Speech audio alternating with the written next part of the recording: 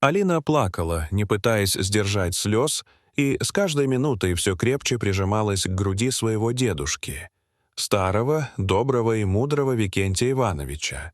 Он гладил ее по голове, словно ей снова было 5 лет, а не 18, и пытался говорить спокойно, без надрыва в голосе, который все равно прорывался сквозь каждое слово. «Алиночка, родная, потерпи немного. Это начало чего-то нового. Ты сильная? Ты справишься? Я горжусь тобой». Он не говорил, что ему самому больно.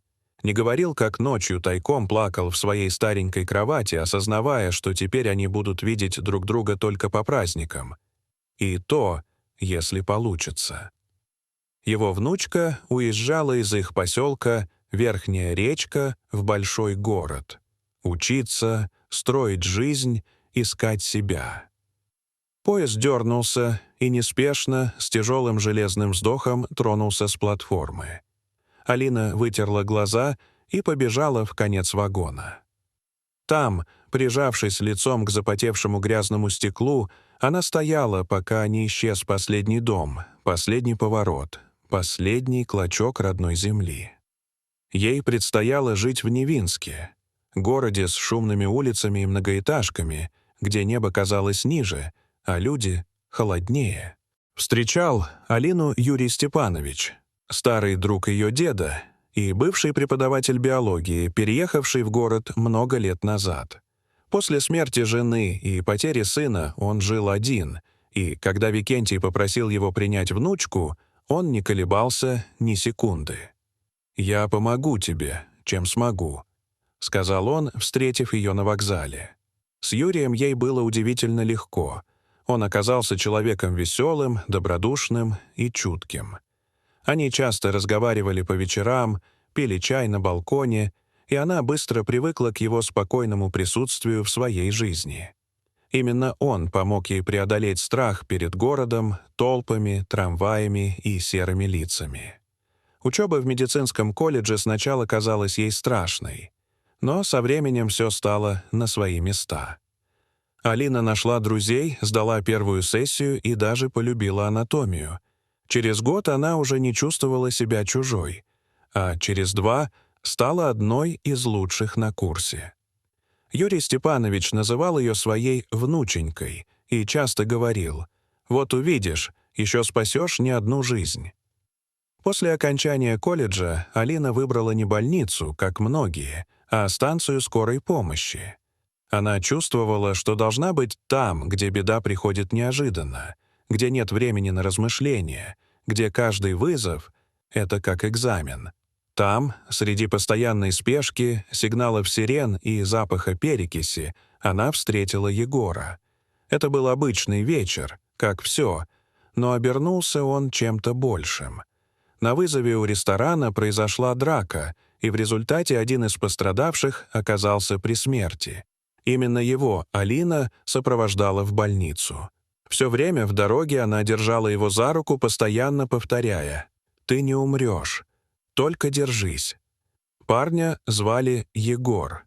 Молодой, высокий, с глазами полными боли и растерянности. Врач сказал, что травма серьезная. Повреждение позвоночника. Неизвестно, встанет ли он на ноги.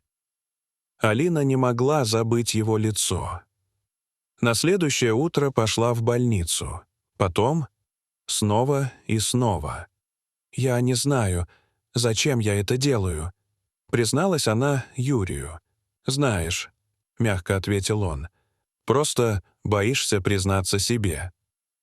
Через месяц Егору разрешили пересесть в инвалидную коляску. Они гуляли по больничному двору. Он шутил: «Алина, ты такая сильная, давай я тебя в этой коляске до Парижа довезу». «Ну, давай», — смеялась она, и ее смех был громким, искренним, давно забытым. Но однажды он просто исчез. Родители перевезли его на лечение за границу. Без прощания, без письма, ни номера, ни адреса. Прошли месяцы. Алина погрузилась в работу. Дядя Юра и дед старались поддержать ее.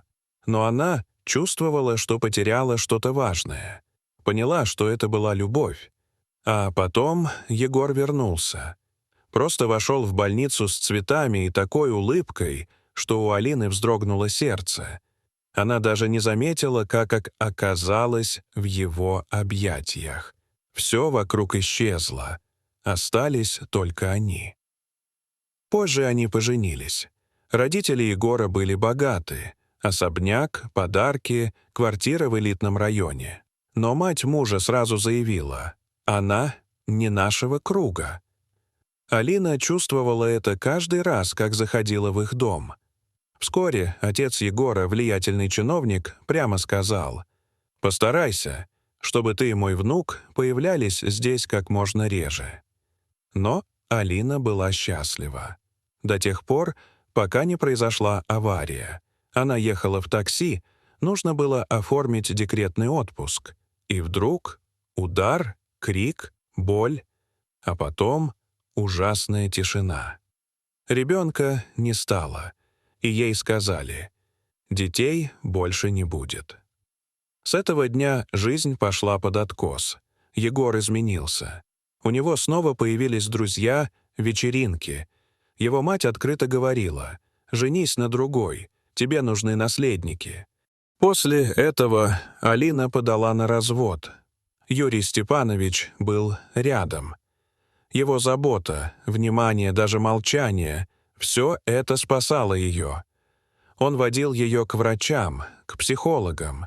Говорил: «Алина, ты не одна. Ты сильная, и ты еще будешь счастлива. Я верю». Со временем она пришла в себя, перевелась в роддом. Там спустя год произошла история, изменившая все.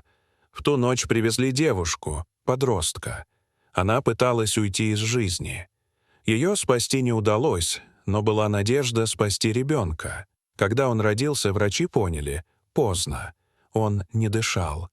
«Нет!» — закричала Алина и кинулась к малышу. «Он будет жить! Он мой!» Она делала ему искусственное дыхание, шептала: «Ты нужен мне! Живи!» И вдруг тонкий писк. Малыш подал голос.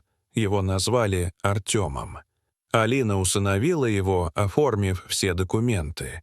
Она уехала с ним в Верхнюю Речку к дедушке, а потом устроилась фельдшером в соседнем селе.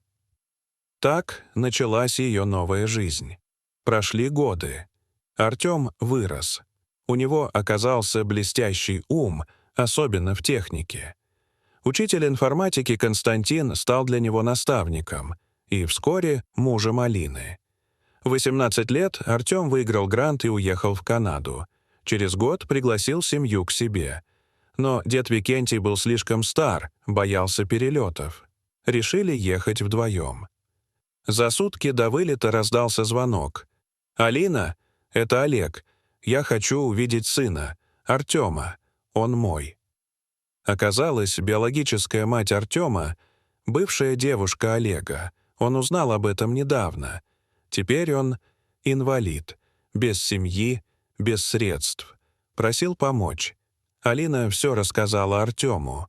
Он обнял Константина и сказал: «У меня один отец и одна мама. Вы — моя семья». Он оплатил Олегу лечение и попросил больше никогда не появляться. Дорогие зрители, а как бы вы поступил на месте Артема? Простили бы отца? Расскажите, пожалуйста, в комментариях.